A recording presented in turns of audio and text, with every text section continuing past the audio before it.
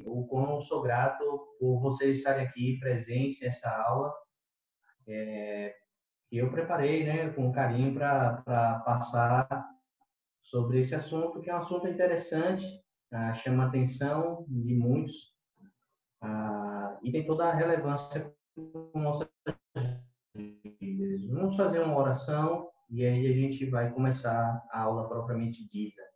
Senhor Deus, Pai amado, obrigado, Pai eterno, por estarmos aqui juntos como igreja, Pai.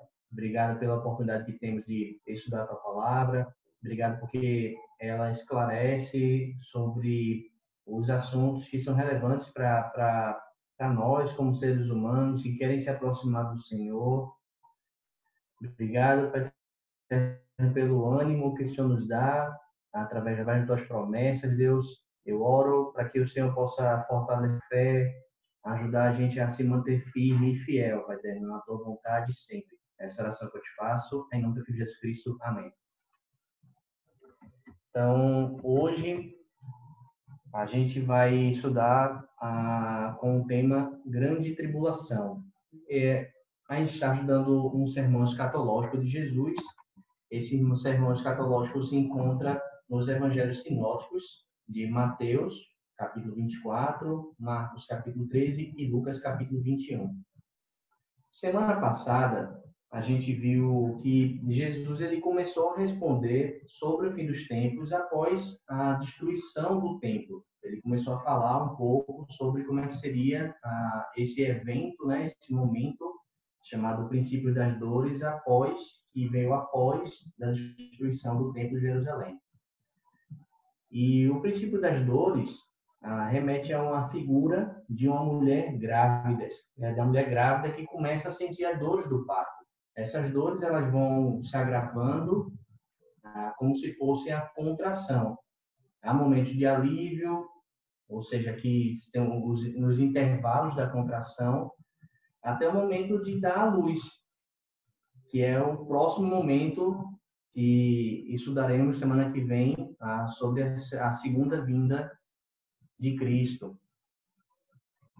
O trabalho de parto, ele é vivenciado por nós nos momentos de terremotos, perseguições, guerras de nações, famílias separando por conta do evangelho, pestes. Então, todo esse tipo de eventos que acontecem são sinais da segunda vinda de Cristo e foram falados por Jesus Cristo que são sinais do princípio das dores.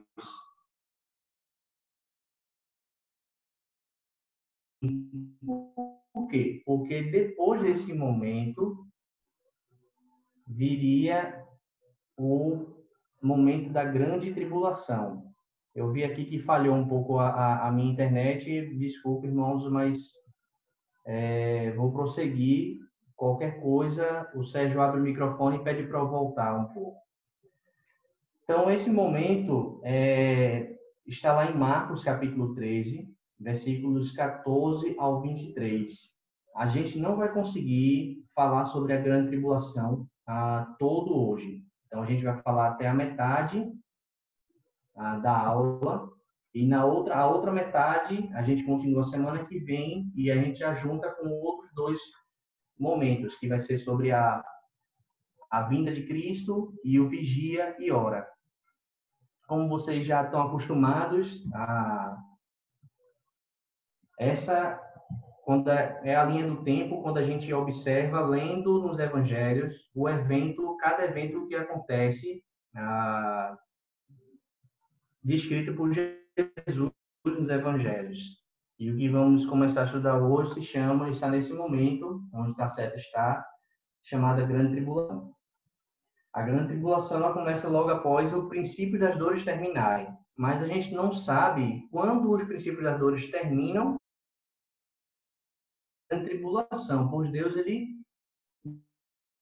quisesse que soubéssemos, ele teria colocado isso na Bíblia claramente, mas ele assim não fez. E isso acontece simplesmente para que a gente ande vigilante a todo momento. Se soubéssemos qual o momento que um ladrão virá nos assaltar, a gente ia ficar de vigia somente em momentos antes que ele viesse nos assaltar. Mas Jesus Cristo ele não faz dessa forma, né? Ele vem como um ladrão, sem avisar, para que a gente possa ter cautela a todo e qualquer momento que o ladrão viria. Jesus ele fala sobre a esse respeito quando ele trata desse assunto em Mateus 24. Mateus 24, versículos 42 até o 44, a Bíblia diz: portanto, vigiem, porque vocês não sabem em que dia virá o seu. Se o dono da casa soubesse a hora da noite a noite o ladrão viria. Desculpa, vou ler novamente. Portanto, vigiem, porque vocês não sabem em que dia virá o seu senhor. Mas entendam isto: se o dono da casa soubesse a que hora da noite o ladrão viria, ele ficaria de guarda e não deixaria que a sua casa fosse arrombada. Assim também vocês precisam estar preparados, porque o Filho do Homem virá numa hora em que vocês menos esperam. Então, a grande tribulação, ela, como eu já falei, ela terá o seu fim quando Jesus Cristo voltar, na segunda vinda de Cristo. E logo depois, né, na segunda vinda de Cristo, acontecerá o juízo final e o estado de eternidade. Após o juízo final é que vamos provar do estado eterno, tanto para a vida eterna quanto para a separação eterna de Deus. Eu não vou entrar em detalhes sobre esse assunto, mas eu acredito que o Jorge já falou sobre esse assunto em São Paulo. Existe uma linha de pensamento que fala sobre a destruição da alma, e essa é a forma de ser separado eternamente de Deus. Então, não seria o sofrimento, o castigo eterno no inferno, não seria uma condição eterna de sofrimento, seria a destruição da alma. Essa é uma linha de pensamento que tem sobre esse assunto, mas não vamos tratar sobre isso nessa aula. Em Mateus capítulo 3, versículo 14 ao 23, a Bíblia diz: quando vocês virem o sacrilégio terrível no lugar onde não deve estar, quem lê entenda, então os que estiverem na Judéia fujam para os montes. Quem estiver no telhado de sua casa, não desça, nem entre em casa para tirar dela coisa alguma. Quem estiver no campo, não volte para pegar seu manto. Como serão terríveis aqueles dias para as grávidas e para as que estiverem amamentando. Orem para que essas coisas não aconteçam no inverno, porque aqueles serão dias de tribulação, como nunca houve desde que Deus criou o mundo até agora, nem jamais haverá. Se o Senhor não tivesse abreviado tais dias, ninguém sobreviveria, mas por causa dos eleitos, por ele escolhidos, ele os abreviou. Se então alguém lhes disser: vejam, aqui está o Cristo, ou vejam, ali está ele, não acreditem, pois aparecerão falsos cristos e falsos profetas, que realizarão sinais e maravilhas para, se possível, enganar os eleitos. Por isso, fiquem atentos, avisei-os tudo antecipadamente. Esse momento, no campo da teologia, ele é chamado da grande tribulação por conta dos versículos 14 e o versículo 19. O texto não fala exatamente a grande tribulação, mas ele fala que seria um momento, como descreve aqui no versículo 19, que nunca aconteceu, né? Uma tribulação que nunca se houve desde que o mundo foi criado. Então, por isso que os estudiosos colocam como grande tribulação. Mas a gente tem algumas perguntas difíceis quando a gente olha para esse texto. a que Jesus estava se referindo. Que sacrilégio terrível é esse que ele se refere? A essa pessoa que está onde não deve estar. Que sofrimento será esse? Nós vamos passar por esse sofrimento?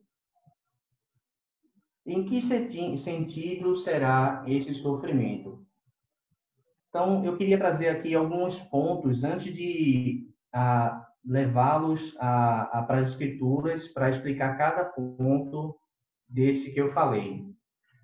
Primeiro, Jesus está falando de um evento, de eventos que acontecerão entre as duas vindas, né? Então, no caso, Jesus Cristo ele veio na sua primeira vinda, morreu, ressuscitou e foi aos céus, né? Está ao lado de Deus e tem a segunda vinda. Então, isso é claro nas Escrituras. Esses sinais que vêm acontecendo desde a destruição do Templo de Jerusalém servem para confirmar a segunda vinda de Cristo. Não temos como datar cada acontecimento que acontecerá após a destruição do templo. Não temos o direito de tentar datar a segunda vinda de Cristo, pois ele mesmo disse que virá como um ladrão sem avisar o dia e hora. Cada acontecimento após a destruição do templo de Jerusalém, né, que Jesus falou, aconteceria somente confirma que aquele que falou disse a verdade. E por fim, esses versos que acabamos de ler, de acordo com alguns estudiosos das Escrituras, está sendo falado em 3 episódios.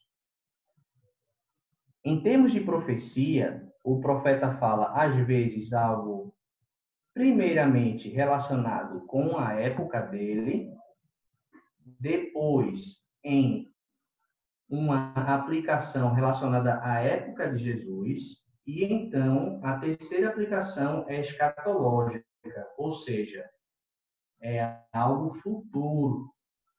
Com o andamento da história, podemos ver que há não somente algo relacionado com a época que o profeta escreveu, mas também com o segundo e terceiro episódios. Por exemplo, Jesus não está falando somente da destruição do templo, mas também da sua vinda, fim do mundo, não, fim dos tempos, e as coisas que haveriam de vir. A destruição do Templo de Jerusalém é um símbolo do juízo eterno. Sabemos que esses assuntos estão misturados no mesmo ensino e é difícil separá-los muitas vezes. O que é que eu quero dizer com isso? Eu quero dizer que quando a gente olha para as profecias, a gente vai observar que tem profecia que ela é falada no Evangelho, mas ela está sendo citada já do Antigo Testamento, de algo que aconteceu no Antigo Testamento. Só que também, nesse mesmo Evangelho, né, nessa mesma passagem, essa mesma profecia também se remete ao futuro. Ou seja, as profecias, e muitas vezes elas se repetem, né, no tempo do passado, no presente, onde Jesus está falando, e também quando ele fala para o futuro. Certo? Então, vamos pegar o exemplo, como fala em Mateus capítulo 24, versículo 15. Na João Ferreira de Almeida fala assim: assim, quando vocês virem o sacrilégio terrível do qual o profeta Daniel, no lugar santo, quem lê entenda, também conhecido como o abominável da desolação, situado onde não deve estar. Esse é um sinal da destruição que há de acontecer, falado por Jesus.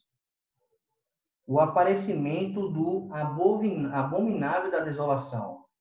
Esse é um sinal. Vai aparecer uma pessoa chamada que ele descreve como abominável da desolação.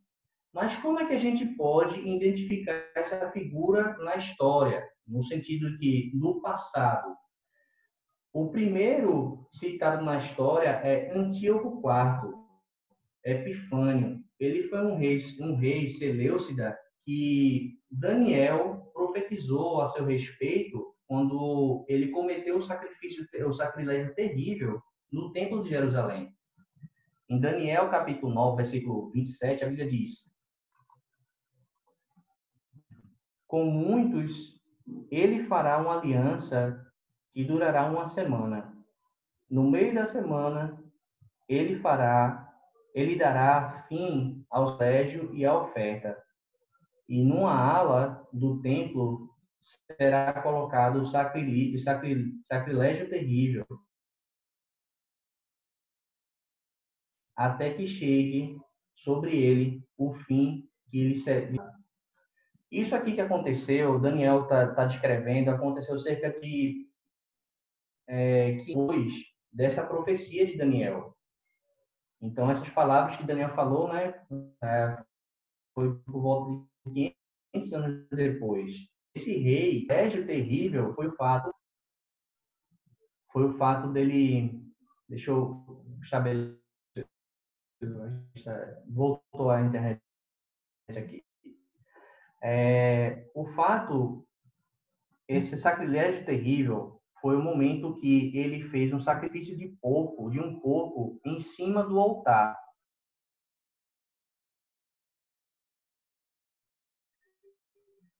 Um judeu, porque o porco é um animal impuro. Era algo inacreditável um judeu ver isso acontecendo no templo de Jerusalém. E ele também não só fez isso, ele fez matar esse porco, né, no altar. Ele também mandou colocar a imagem dele dentro do templo para que os judeus adorassem ele, a imagem dele. Então, quando a gente olha para a profecia do que Jesus Cristo está falando em Mateus 24, em Marcos 13 e Lucas 21, a primeira manifestação desse amor abominável da desolação, a gente vê na história, foi esse rei Seleucida, chamado Antíoco IV, Antíoco IV Epifânio. Esse momento, eu lembro que eu conversei um pouco com o Sérgio Ricardo, alguns estavam presentes na série de aula sobre o período intertestamentário, Testamento, Antigo e Novo Testamento. E esse momento aconteceu no período dos Macabeus. Está descrito lá nos livros do Macabeu, o livro apócrifo de Macabeus. Tá certo? Então, esse foi o primeiro momento. A segunda é na época de Jesus, pouco tempo depois de Jesus, ele viveu na Terra. Lucas ele fala sobre esse assunto, descrevendo o que aconteceria pouco tempo depois de Jesus. Em Lucas capítulo 21, versículos 20 ao 23. Quando virem Jerusalém rodeada de exércitos, vocês saberão que a sua devastação está próxima. Então, os que estiverem na Judéia, fujam para os montes.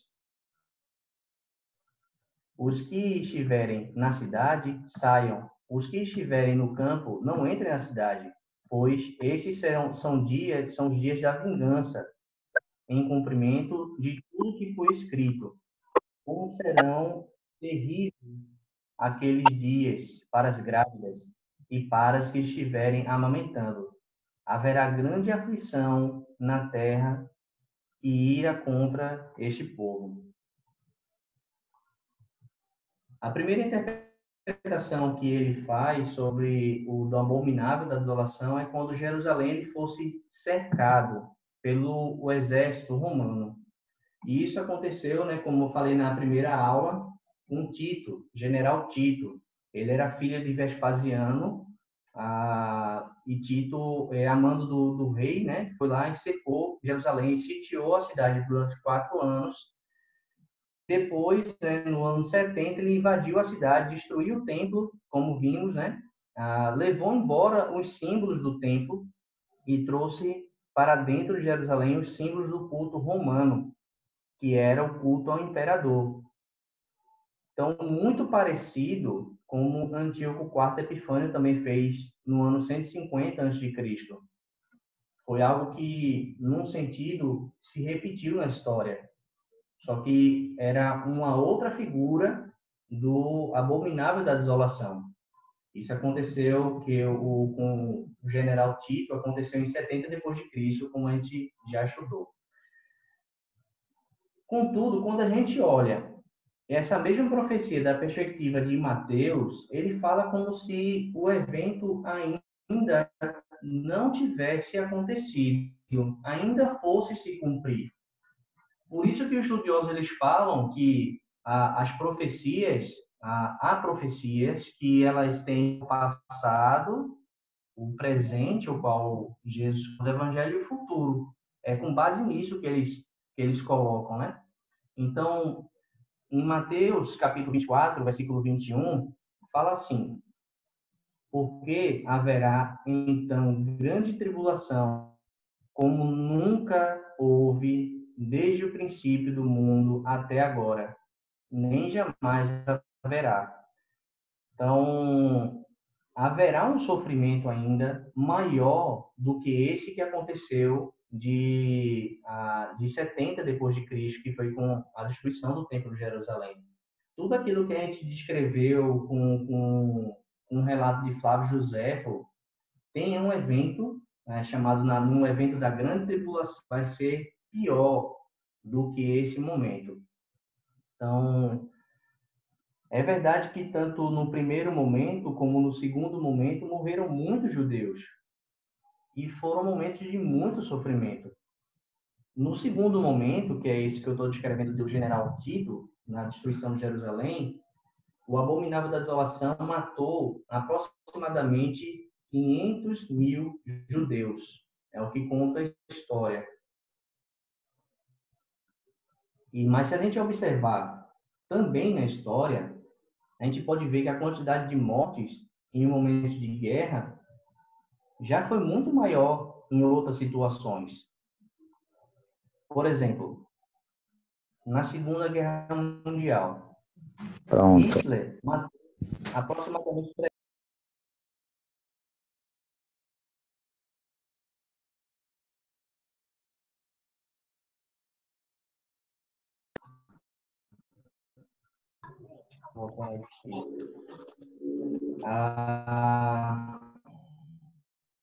na Segunda Guerra Mundial, Hitler matou aproximadamente 350 mil judeus nos campos de concentração.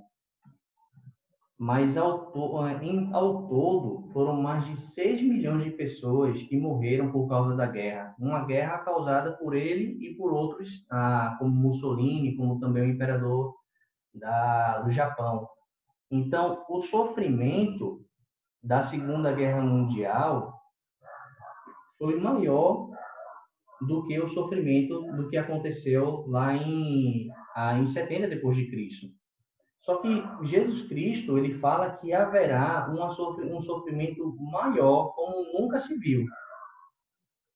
E Jesus Cristo não voltou. Então, se esse sofrimento que a gente passou, que a humanidade passou na Segunda Guerra Mundial, foi algo assustador, né? Imagine o que é que vai ser um momento que realmente é o que Jesus Cristo descreve, que antecede a sua segunda vinda. Então, recapitulando, a gente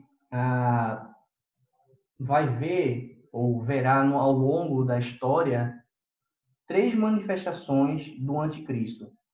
A primeira manifestação do anticristo, que é esse abominável da desolação, foi com Epifânio, Antíoco IV Epifânio, que aconteceu no ano 150 a.C.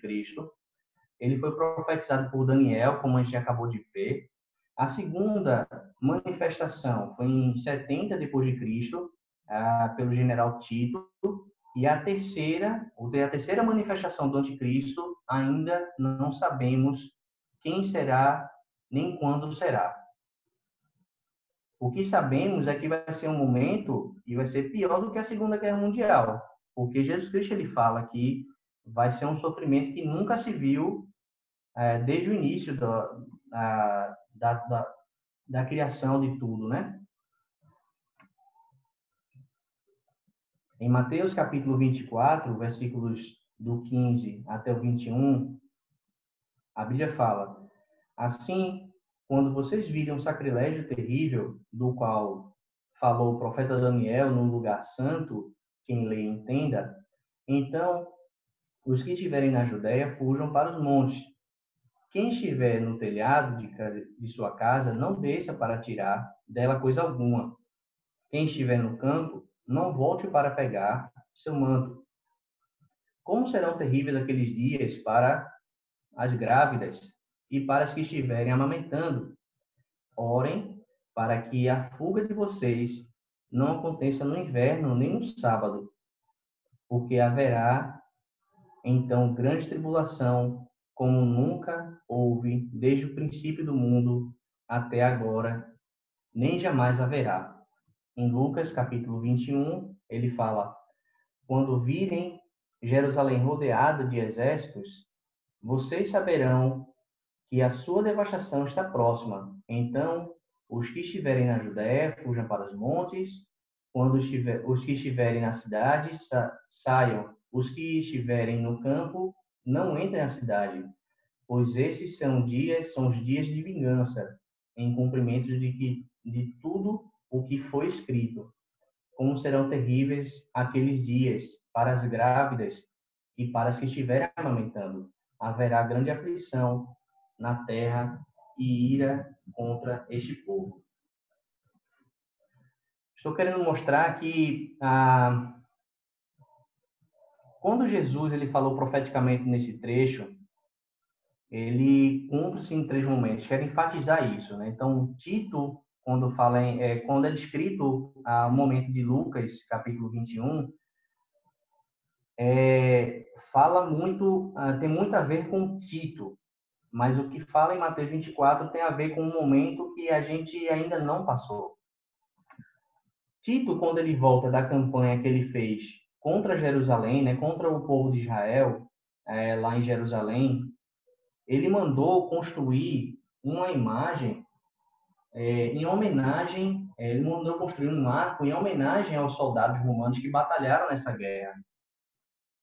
E essa imagem que vocês estão vendo é desse arco, que está lá em Roma. Nele, há gravuras em alto relevo que mostram os soldados romanos pegando os, os bens, como os bens de Jerusalém, né, os espólios de guerra, levando consigo para Roma.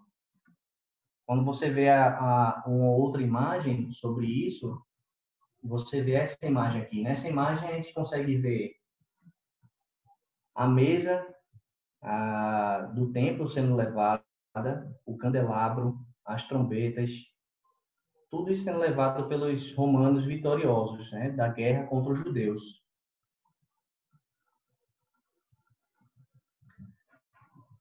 Mas quando a gente trata desse assunto relatado nas Escrituras como sendo um momento que realmente vai acontecer, é interessante que quando a gente faz uma comparação por exemplo, com o relato de outra religião como o islamismo, a gente vê que a gente pode comparar que qual é a solidez histórica de um livro comparando com o outro. Tem um apologeta chamado Ravi Zacarias, ele morreu, acredito que esse ano. Ele nasceu na Índia e ele falou da diferença que há entre a Bíblia e o Alcorão. Ele escreveu assim: Alcorão diz que é a palavra de Deus. Mas você pergunta, com que autoridade? A autoridade de Maomé. E qual é a autoridade de Maomé? Alcorão. Ou seja, é um livro que se autorreferencia. Ele não está ancorado em nada histórico. A Bíblia, ela é toda em cima de episódios e fatos que podem ser verificados extra-Bíblia. E na história, é na história que a Bíblia está ancorada. Agora, se você quiser duvidar até da existência de Maomé, você pode fazer isso, mas você encontra referências fora da Bíblia sobre a pessoa de Jesus. Os eventos de Atos, por exemplo, quando a gente vai lendo no livro de Atos, a gente pode averiguar que eles são eventos que realmente aconteceram. Por exemplo, o Edito de Cláudio, que ele fez com relação ele fez com que os judeus fugissem de Roma por causa da fome que aconteceu em Roma, na época do imperador, né, desse imperador Cláudio, do imperador, o procurador ele fala o seguinte, em Atos capítulo 11, versículo 28. Um deles, Ágabo, levantou-se e pelo Espírito predisse que uma grande fome sobreviveria a todo o mundo romano, o que aconteceu durante o reinado de Cláudio. Então, quando você olha para a história, você vê que isso aconteceu. A gente pode cruzar as informações extrabíblicas e encontrar as pessoas como o imperador Cláudio, e aí você vai ver a autenticidade da Bíblia. Mesmo que o mesmo você não pode fazer com o Alcorão, por exemplo, pois ele não está sustentado em fatos históricos. A gente falou de dois exemplos dos diversos que podemos encontrar nas escrituras, que falam que as escrituras falam a verdade. A gente falou de momento lá do general Tito, invadindo Jerusalém, destruindo o templo de Jerusalém, isso a gente pode averiguar na história. A gente falou de Antíoco IV Epifânio, que a gente também pode ver isso na história. Então, quando a gente vê que essas coisas aconteceram na história, e Jesus Cristo falando que eles são abomináveis da desolação, a gente pode ver, olha, então já teve a manifestação do anticristo no passado, um pouco mais assim do tempo de Jesus, né, que eu posso dizer que seria no presente, entre aspas, mas ainda virá no futuro.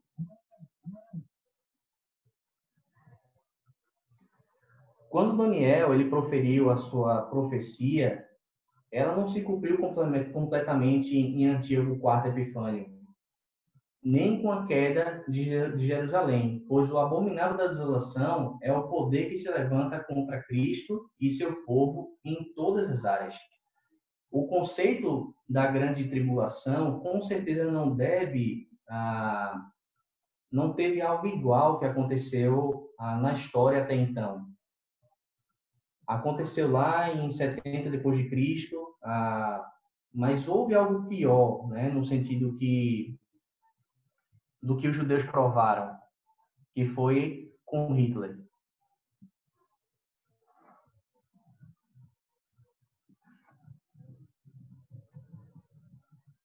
Por fim, eu queria deixar essa escritura aqui por hoje.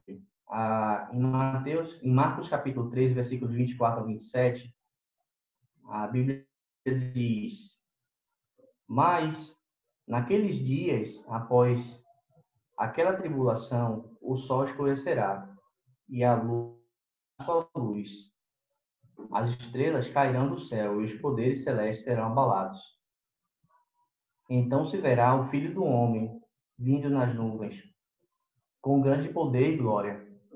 E ele enviará os seus anjos e reunirá os seus eleitos dos quatro ventos, dos confins da terra até dos confins da terra até os confins do céu.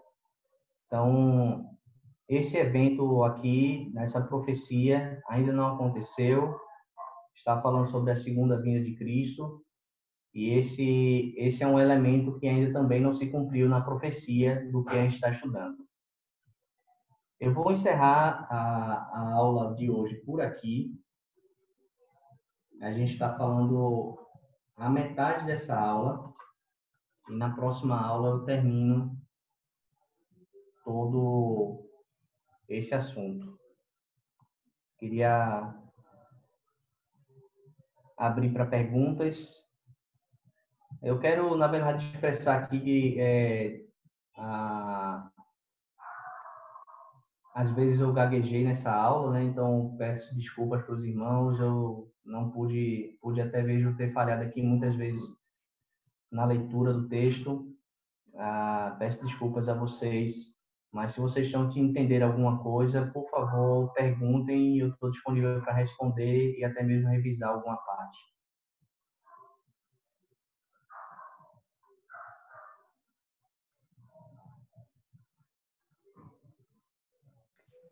Obrigado, Felipe. Obrigado, Paulinho. Não, sua aula foi muito boa. Eu estou gostando bastante. Eu tenho falado para o Cado, para o Sérgio, e eu estou acompanhando desde o começo. Eu estou achando bastante interessante. E eu acho que às vezes dá umas falhadas, mas a internet também às vezes não colabora. Mas você está de parabéns, está muito boa. Oi, Felipe.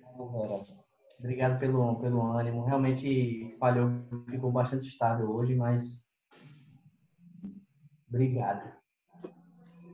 Ô, Felipe, Pedro. Opa, Pedro. Meu Felipe, ó, aqui em João 10:16, fala assim, ó, Jesus fala, eu tenho outras ovelhas que não são desse aprisco. É necessário que eu as conduza também, elas ouvirão a minha voz, e haverá um só rebanho e um só pastor. A batalha final vai ser entre religiões, né? O judaísmo, o islamismo, o cristianismo, não é isso? A grande tribulação, porque aqui fala, haverá um só rebanho e um só pastor. Então é Cristo, ele voltando. O cristianismo vai ser a religião principal, né? Aí vai haver uma guerra, né, sem precedente, né? Pode pensar isso por essa escritura? Obrigado, Pedro, pela pergunta. Eu não sei se eu posso pensar sobre a questão de de uma questão de batalha, como talvez a gente imagine, mas o que eu posso dizer sobre esse assunto é que a era do fim dos tempos, ela começou com a igreja. Quando a igreja ela foi levantada por Deus, né? Depois da morte e ressurreição de Jesus Cristo e a ascensão dele, e começou lá com Atos capítulo 2, a igreja, a partir dali começou o fim dos tempos, né? Assim por dizer, né? Que é um momento entre a primeira vinda de Cristo e a segunda vinda de Cristo. Então, esse povo que vai ser reunido nos céus vai ser realmente os fiéis, né? Como fala em Apocalipse. Os fiéis, aqueles que ficaram firmes até o fim, são as pessoas que vão realmente viver ao lado de Deus, e os ímpios, quando chegar nesse momento, a Bíblia fala acho que em Apocalipse 6, que eles vão até tentar se esconder nas cavernas, mas não vai ter como se esconder. Em Salmo, se eu não me engano, fala que de forma poética, eu acredito que até os montes vão se desfazer, né? Porque não vai ter como se esconder de Deus nesse dia. No dia do juízo não vai ter como se esconder. Então, no resultado final, essa mensagem, como eu tenho afirmado vez após vez, é uma mensagem de fidelidade.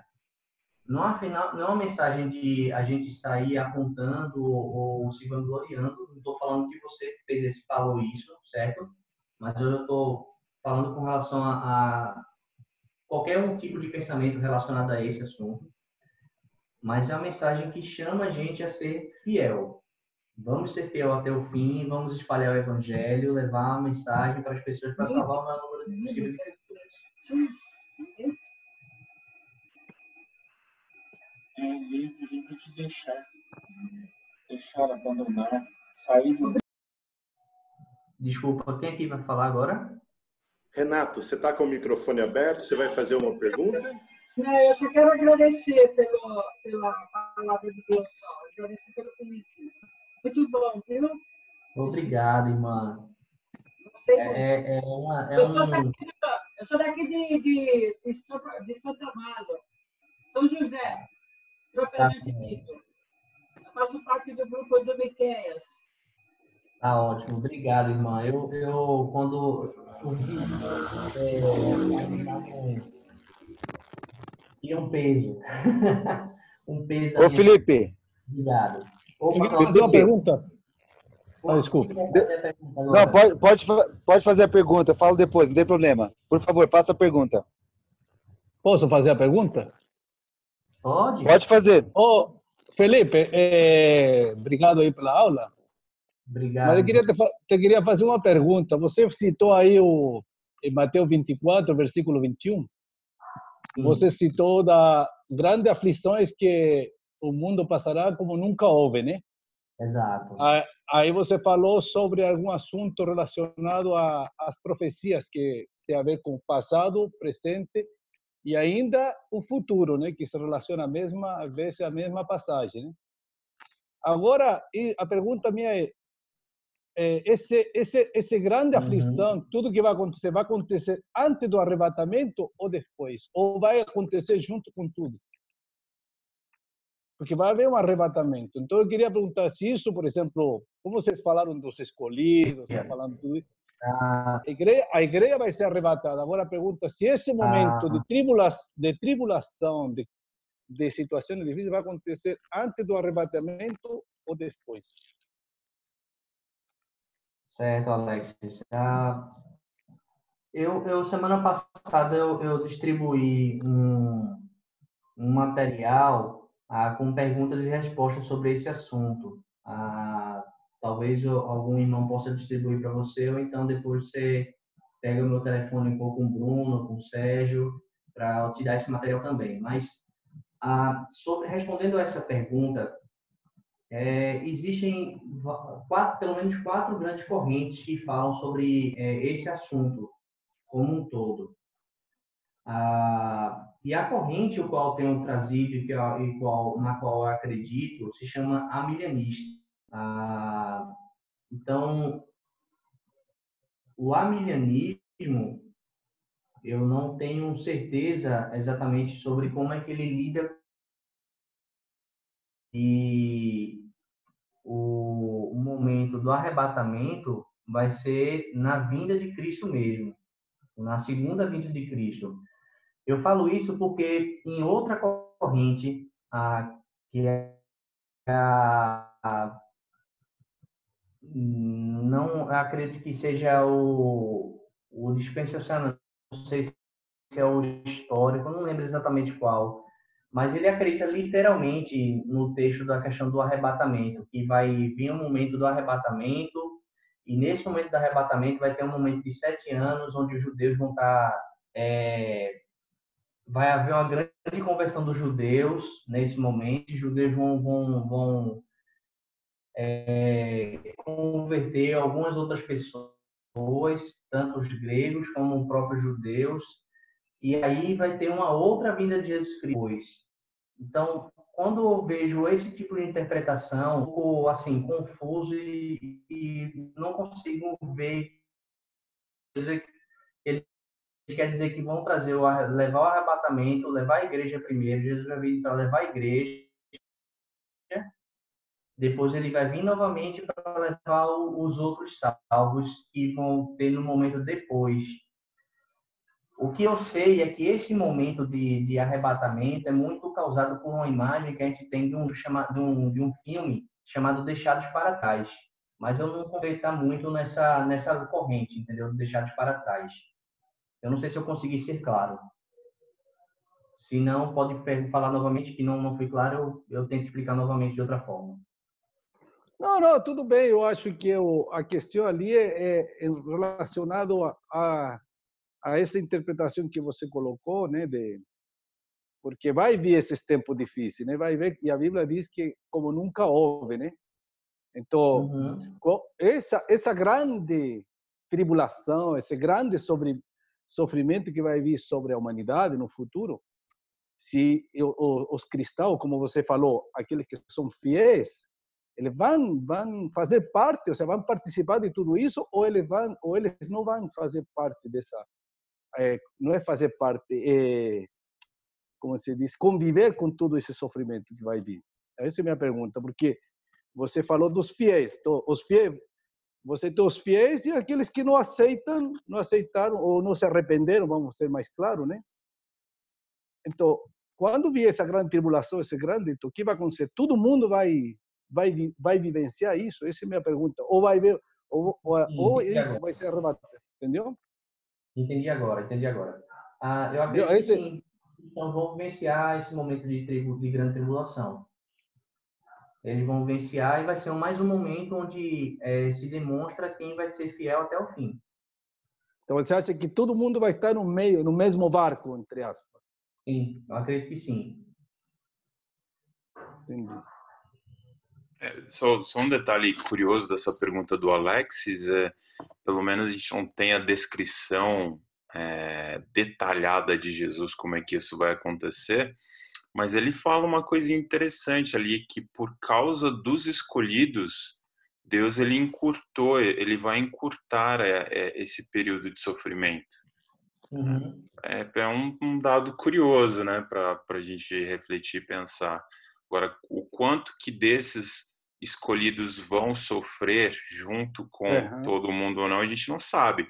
Mas que Deus encurtou esse período por causa dos escolhidos, não que a gente tenha mérito em alguma coisa, porque a gente nunca vai ter mérito de nada, né? A gente sabe que quem teve mérito de alguma coisa é Jesus Cristo, é por causa da vida de Cristo que nós somos justificados, né?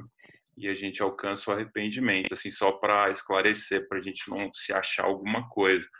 Mas não deixa de ser um dado interessante na grande misericórdia de Deus.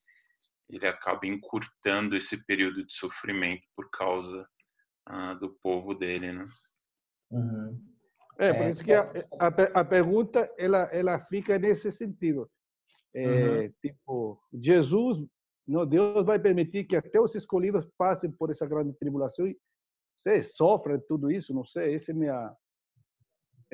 é a questão que fica no ar, como até o rapaz falou aí, o irmão. Entendi.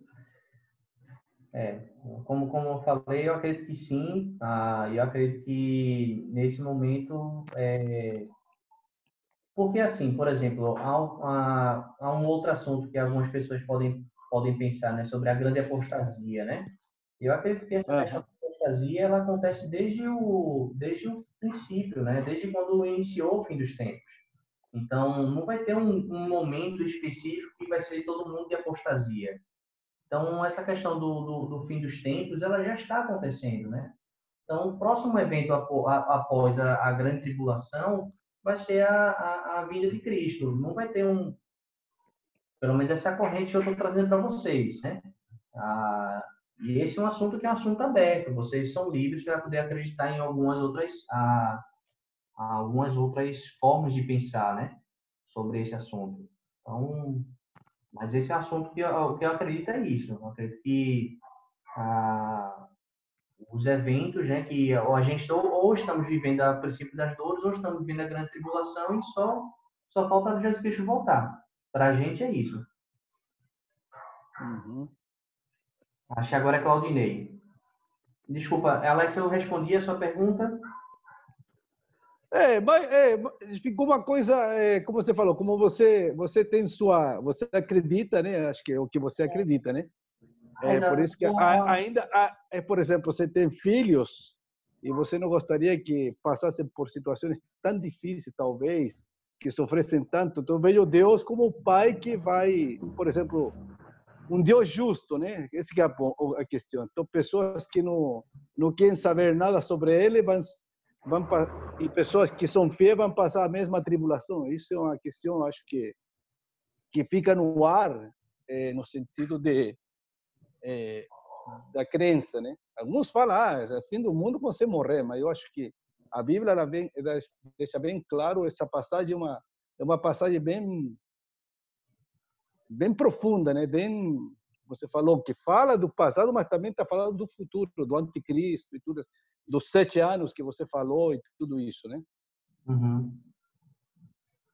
Tá ótimo, Alexis. Mas eu respeito, eu gosto, acho que é importante a gente ter essa clareza e que sempre são as perguntas às vezes a gente são mais para tirar dúvidas, para aprender, né? Para crescer, né? Esse é o ponto, né? Mas obrigado, de qualquer maneira, eu agradeço bastante. Não, obrigado a você por perguntar. Acho que é interessante. Eu ouvir essa pergunta e ouvir essa resposta, as pessoas a pensarem no assunto e começarem a, poxa, em que eu acredito? Qual é o ponto que eu acredito, né? O que é que vamos lá, eu vou estudar a Bíblia. Eu vou estudar a Bíblia por mim mesmo, vou buscar aprender sobre esse assunto. Acho que estimula isso nos irmãos e é importante. Cada um tem sua convicção, aprender com tirar da Bíblia. Não, é isso aí, obrigado. Claudinei. Felipe, eu só quero agradecer mesmo a sua coragem aí, junto com o Sérgio, né? E com outros possíveis, porque é um assunto bem desafiante mesmo para propor para os nossos pensamentos, né? Eu fico um pouco que nem o Alex aí, assim, né? Quando você pensa em filhos, claro, né? E às vezes você quer pegar uma das correntes aí que você não tenha que sofrer, de certo sentido, né? Mas eu fico muito feliz em si, no sentido de poder estar abrindo a mente, aprendendo, né? Eu aproveitei hoje e dei uma estudada, né, naquilo que você passou, né? Por isso que eu falei de correntes, eu peguei todas as correntes aí e dei uma olhada para saber, né? Mas muito obrigado mesmo, viu? Próxima quarta eu tô aí, se Deus quiser. Obrigado. Obrigado, Claudinei. Só para falar um ponto do que Claudinei falou, né? E para quem não teve a oportunidade de ler o material que eu passei, na história do movimento de restauração, que é o movimento qual originou a Igreja de Cristo Internacional, lá no seu início, os precursores do movimento de restauração, eles acreditavam no pós-milenismo. Então, o pós-milenismo, ele fala que nessa era do fim dos tempos vai ter um momento que vai ter um grande alívio, e nesse momento de grande alívio vai ter muitas conversões antes de Jesus Cristo voltar. O que ocasionou a ter essa mudança de mentalidade foi porque aconteceu a Primeira Guerra Mundial e depois a Segunda Guerra Mundial. Aí eles entraram um pouco parafuso, assim, poxa, como é que pode? Né? As coisas não vão melhorar, e como é que está acontecendo a Primeira Guerra Mundial e depois acontece a Segunda? Como assim? Né? Então, algumas dessas pessoas voltaram atrás, né? Nesse pensamento. Mas é uma forma também de pensar sobre esse assunto, acreditar e orar, né? Que Deus seja misericordioso da gente continuar, né? Da forma como Ele já tem sido conosco, a gente conseguir enxergar a misericórdia dele a todo tempo. Até nos momentos difíceis. Sim, próxima pergunta. Tem alguém na fila aí? Não sei se alguém te pediu antes. Você está na fila desde a semana passada, Miqueias. Pode fazer a pergunta. Não tenho prioridade, né? Você tem que falar, Onyx. Na verdade, a minha pergunta da semana passada foi até esclarecida, né? Você tocou bastante nos pontos que eram dúvidas para mim. Sobre essa questão da grande tribulação, é claro que, como o Felipe falou, né? Se nós, como eleitos, iremos passar ou não, eu particularmente sou da linha que acredito que a gente vai passar.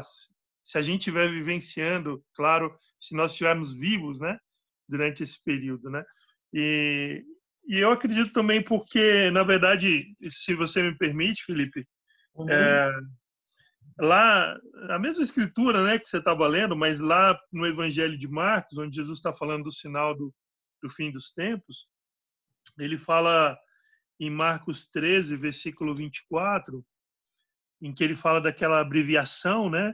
E aí no versículo 24 ele fala: mas aqueles dias, após aquela tribulação, o sol escurecerá e a lua não dará sua luz, as estrelas cairão do céu e os poderes celestes serão abalados. Então se verá o Filho do Homem vindo nas nuvens com grande poder e glória. E ele enviará os seus anjos e reunirá os seus eleitos dos 4 ventos do confim da terra até o confim dos céus. Então, nesse trecho aqui, eu acho que ele, na minha visão, né, de novo, a gente está falando de um evento futuro, né, então dá margem para a interpretação mesmo. Mas, diante disso, eu particularmente acredito que se a gente estiver vivo, a gente vai passar por isso sim. É porque ele menciona isso, né, que os anjos, após essa grande tribulação, vão reunir o povo de Deus, os eleitos, né, e eles vão ser... ele vai enviar anjos, né, para que se reúna o povo de Deus que passou por essa grande tribulação, né? Mas só para passar minha visão em relação a isso. Obrigado, Miquel, por ajudar nessa questão. Acredito que o que Alex está falando tem muito a ver com os eventos que fala na carta de Paulo aos Tessalonicenses e também no livro de Apocalipse, que são informações que acrescentam a esse assunto que não é falado nos evangelhos. Né? E como eu estou tratando desse assunto a partir do evangelho, então estou levando para vocês dessa forma. Como eu falei para o Bruno e para o Sérgio, eu estou continuando esse estudo sobre esse assunto agora nas cartas em Apocalipse. Né? Então, talvez eu tenha um complemento da visão quando terminar esses estudos, que ainda não terminei. Próxima pergunta. Oi, irmã, pode perguntar. Tá fechado o microfone, Pedro. Pronto. Oi, Felipe. Boa noite, né? Boa noite. Então, obrigada pela aula, muito boa, por sinal, que ajuda muito a gente, né, a refletir sobre o que a Bíblia diz mesmo, né? E aqui, nessa passagem que você leu, de Lucas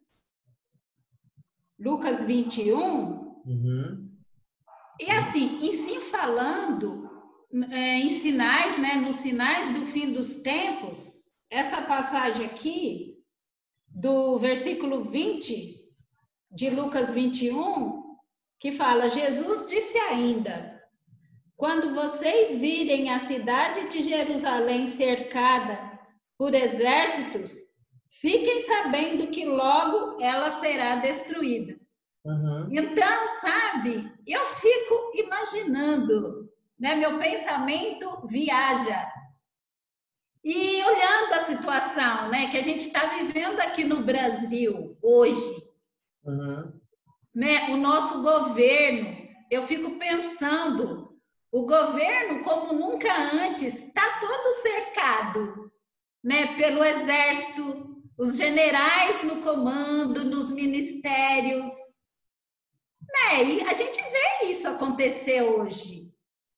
Né? O Brasil antes nunca teve tanto general no comando, nunca se falou tanto do exército no poder como está hoje na realidade. Então é algo assim que me faz pensar, sabe, sobre essas profecias, né? Porque a gente está vendo acontecer isso. É general até no Ministério da Saúde, onde já se viu, né? É isso. Entendi. Eu só queria te ajudar com um pensamento também sobre esse assunto. É que ali, quando Jesus Cristo está falando, ele em Lucas, né? Está falando, no meu modo de ver, mais especificamente do general Tito, né? E quando a gente para pensar nesse assunto, tipo, ele está falando de um evento específico para poder ajudar a gente a entender de um evento que vai acontecer de forma geral, que seria o futuro. Mas eu não consigo ver essa questão do cerco comparado somente olhando especificamente para o Brasil. Porque, por exemplo, se nós estivéssemos em outro país e fôssemos de outra nação, por exemplo, se fôssemos da nação da Argentina, por exemplo, na Argentina não tem esse tipo de ministério, né, com vários generais e algo assim. no poder, né, lá nos ministérios. Aí será que a gente teria esse mesmo pensamento, dizer assim, poxa, a gente está cercado com os exércitos, né? Então, eu só queria te ajudar a tentar encaixar os pensamentos olhando também em outros contextos de outros países. Felipe, só para falar, né? Quantas vezes Jerusalém já foi cercada, né? Pelos romanos, também Marcelo né? falou algo interessante, exato. Nas cruzadas e outros fatos históricos, né? Até mais recentemente também, né? A Guerra dos 100 anos, dos 100 dias, né? E outras, né? Então... dos 6 dias. 6 dias, desculpa, 6 dias. Isso. Jerusalém ele foi cercada, realmente, na década de 80, se eu não me engano, foi cercada por exércitos muçulmanos, né? Todos querendo tomar a Jerusalém.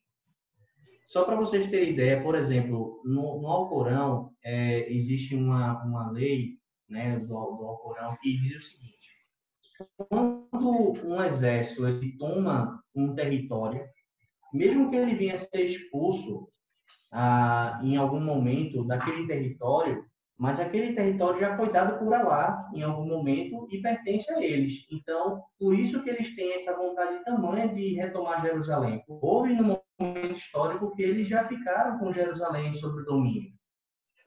Eles, na cabeça deles, Jerusalém pertence a eles. Então, por isso que eles tentaram tomar Jerusalém nessa guerra dos seis dias, né? E acho que o Antônio tem uma pergunta. Oi, boa noite. Boa noite, Felipe. Tudo bem? Boa noite a todos. Tudo bem. Em primeiro lugar, eu queria te agradecer aí. Eu estou acompanhando também desde o começo, tem sido muito instrutivo, né? Eu queria saber como é que eu faço para achar esse material que você disse com perguntas e respostas. Essa é uma pergunta que eu gostaria de fazer para você. E também quando o Alex falou sobre Deus, sobre a justiça de Deus, sobre os maus, sobre os bons, né? Eu lembrei do que ele fala no Sermão do Monte, né? Que a chuva e o sol caem para ambos, né? Uhum. Então eu sempre vejo Deus dessa maneira, eu acho que ajuda um pouquinho aí no nosso entendimento do nosso Criador, né? Exato. Então é isso daí. E outra coisa, só de comentário, eu ouso pensar que muitas vezes em grande tribulação, melhores os que não estarão por aqui, não é mesmo? Eu fico imaginando aí o que aconteceu lá com os judeus em Jerusalém, no cerco de Tito aí. Rapaz, muito difícil. Então, por isso eu costumo até pensar, quem já tiver ido, né, estiver lá no mundo dos mortos, eu acho que vai estar um pouquinho melhor de quem que estiver por aqui, passando por tribulações como essas aí citadas, né, ao longo da história, inclusive. Obrigado, Antônio. Concordo plenamente com você. Eu ainda não estou no discurso como alguns irmãos mais velhos do que eu ficam falando, né, para suas esposas que gostariam já de ser levado para a glória antes. Eu não fico falando isso para minha esposa ainda, mas já ouvi de alguns irmãos, às vezes sério, às vezes em tom de brincadeira, falar esse tipo de coisa. Mas realmente eu acredito que a gente ir para a glória antes dessa tribulação vai ser realmente um momento, vai ser melhor do que passar por ela, e vai ser uma provação enorme para quem estiver vivendo nesse momento. Sobre o material, Felipe, eu tô colocando aqui no chat o meu e-mail. Então, eu vou pedir para qualquer um que tiver interesse nesse material que o Felipe está passando, para você me mandar um e-mail, e aí pelo e-mail eu encaminho para vocês essas perguntas e respostas que o Felipe tem, tá bom? Se nem todo mundo tiver com acesso ao chat, eu vou falar rapidinho, se você quiser anotar, mas é S de Sérgio, R de Ricardo, P de Pato, e aí Costa, tudo junto. Então, SRP Costa, @yahoo.com.br. Aí você me manda e eu te encaminho esse material. Tá legal? Só para explicar aqui uma questão, porque semana passada eu dei meu contato aqui no grupo e até fiquei brincando, falando um pouco com um tom de brincadeira com o Sérgio Ricardo. Eu dei meu número, mas eu esqueci que a aula está sendo gravada, né? E é possível que seja colocado na internet, enfim. Aí, por isso que eu não estou dando meu número hoje novamente, mas o Bruno tem meu contato, o Sérgio tem meu contato, e se alguém quiser entrar em contato comigo, o Renato também tem, enfim, muitos irmãos entrarem em contato, Miquel também tem, eu acho. Eu tenho de Miquel, mas não sei se ele tem o meu. Tenho sim, Felipe, tenho o seu sim. Enfim, tá bom? Então, vocês podem entrar em contato com esses irmãos ou até mesmo com o e-mail do Sérgio Ricardo. Alguma outra pergunta? Acho que a Maria Sueli está com a mãozinha levantada ali também. Certo. Pode perguntar, irmão. Boa noite. Obrigada, Felipe. Muito boa. Então, eu tenho uma dúvida. Em Apocalipse 3,16, fala que de uma marca, que é da perseguição dos que não têm a marca, tanto os humildes como os ricos vão ter que... Então, eu penso assim, se a gente ainda não passou por esse período, que muitos falam que é a marca da besta, né? Que se a gente não tiver, a gente não vai comprar, a gente vai ser perseguido, não vai ter não vai existir, porque a gente não vai ter nada. Então, aqui a gente ainda não passou por isso ainda, né? Acho que ainda esse seria um dos sinais da grande tribulação para o povo de Deus.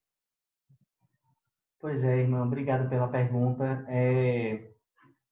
Sobre esse assunto, ele é um assunto que eu já previa que havia uma pergunta sobre isso. É um assunto complexo, porque a corrente que dissemina esse assunto tem muito a ver com a corrente que vê esses textos da profecia ou esses textos do Apocalipse de forma literal. Uhum. Então, quando eles olham para esses textos, eles dizem assim, poxa, isso aqui vai acontecer literalmente. Então, quando eles veem, por exemplo, os 144 mil que vão ser salvos, eles olham para esse texto e dizem assim, vão ser exatamente 144 mil pessoas que vão ser salvas, né? Dos judeus, né? Só que quando eu olho para esse texto, eu não vejo de forma literal. E as nossas igrejas, elas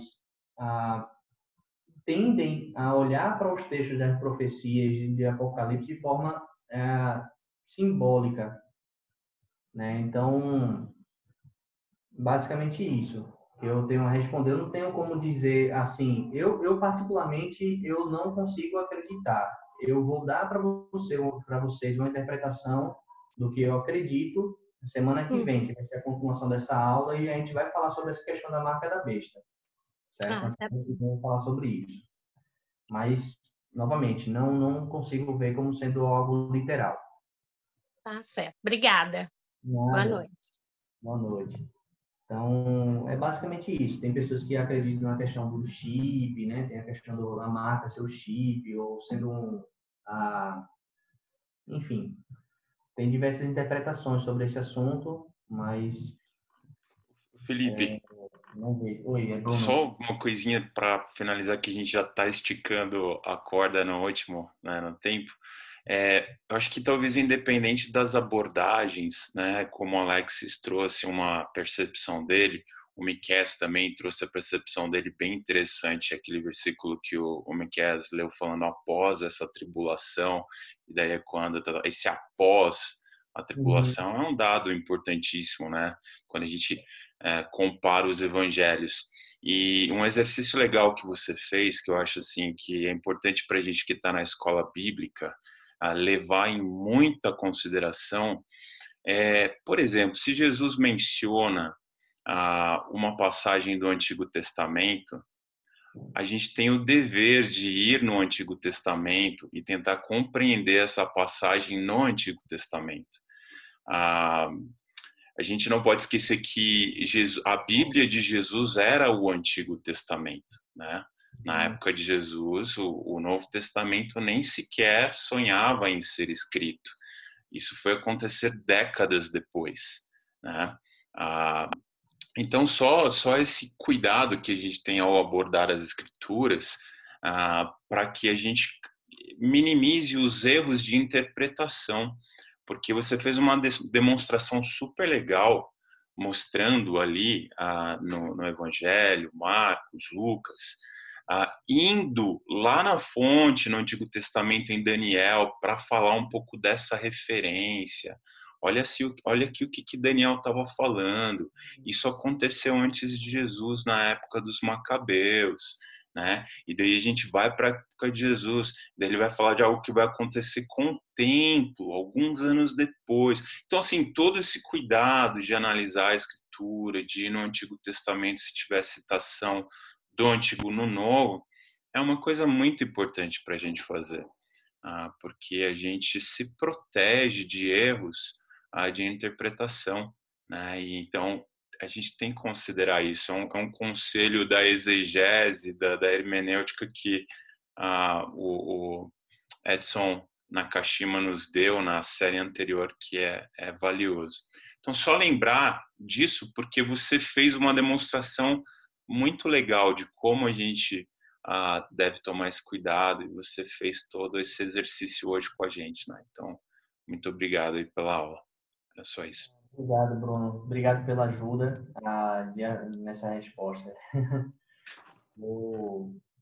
Eu realmente eu defendo essa linha, né, de interpretação, no sentido de que a gente não deve ver os textos apocalípticos como sendo todos eles literais, né? Então, é muito nessa linha do que o Edson Nakashima ele deu nessa aula. Eu não fiquei nas todas as aulas dele, mas quando ele falou o livro, eu tenho esse livro também, eu Entendes o que leis, né? Eu também concordo com essa linha de pensamento dele, que ele passou. Legal. Pessoal, de fato, pelo horário que a gente tem, eu deixo à disposição também o e-mail. Caso você tenha mais alguma pergunta que você gostaria de encaminhar para o Felipe, se você quiser também mandar nesse e-mail, aí eu encaminho para ele e ele vai respondendo. Então, não fica preocupado se você talvez tivesse algo que você gostaria de perguntar, a gente passa para ele, dependendo do que for, ele pode também tratar na próxima aula, tá bom? Então, só para a gente não avançar mais, agradecer o Felipe mais uma vez. E realmente agradecer a participação de cada um que tem vindo aí com frequência. Muito obrigado, pessoal. Ótima noite a todos. Boa noite a todos. Boa noite. Obrigado, muito obrigado, obrigado, Sérgio. Obrigado a cada um aí. Muito obrigada. Obrigado, Felipe. Boa noite a todos. Obrigado, irmãos. Fiquem com Deus. Boa noite, obrigado. Obrigado. Boa noite a todos. Boa noite. Obrigada, gente. Boa noite. Obrigado, até quarta. Até quarta, obrigado.